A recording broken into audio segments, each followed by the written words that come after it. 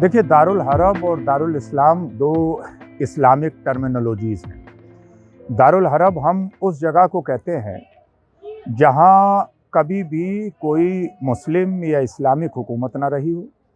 और दूसरी बात, वहाँ पर आपको इस्लामिक रिचुअल्स की पाबंदी हो, यानी रोज़ा रखने, नमाज़ पढ़ने, हज करने, ज़कात देने, जो आपके बेसिक रिचुअल्स हैं उनसे आपको रोका जाता हो। आप मस्जिद नहीं बना सकते, आप अज़ान नहीं दे सकते, आप नमाज नहीं पढ़ सकते, उस जगह को कहते हैं दारुल हरब। और दारुल हरब से या तो माइग्रेट करना ज़रूरी होता है या फिर प्रोटेस्ट करना ज़रूरी होता है अपने राइट हासिल करने के लिए। लेकिन हर वो जगह जिस जगह पे आपको रोज़ा, नमाज, हज, ज़कात, आपके इस्लामिक रिचुअल्स के लिए इजाज़त है, आप अपनी मस्जिदें बना सकते हैं, आप अपने रिचुअल्स को फॉलो कर सकते हैं किसी दूसरे को डिस्टर्ब किए बिना, उसको इस्लामिक फतवे की रोशनी में दारुल इस्लाम और दारुल अमन कहा जाता है। इसलिए हिंदुस्तान को भी उलामा ने हमेशा दारुल इस्लाम और दारुल अमन कहा है। अलबत्ता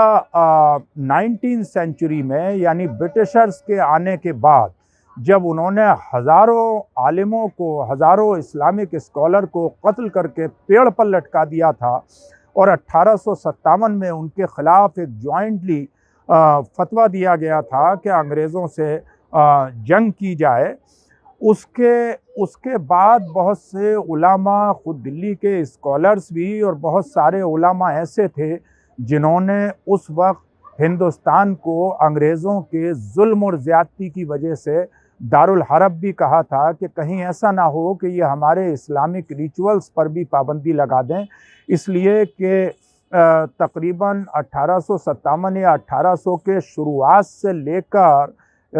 और 1920-22 तक अंग्रेज़ों ने इतने जुल्म किए थे कि एक अंदाजे के मुताबिक, जो हिस्टोरिकल फैक्ट है, तकरीबन 165 मिलियन हिंदुस्तानियों को ब्रिटिश हुकूमत के ज़रिए कत्ल किया गया था। उस वक्त ज़रूर उलमाए किराम ने ऐसा किया था, लेकिन हिंदुस्तान की उन हालात के गुज़रने के बाद और हिंदुस्तान की आज़ादी के बाद,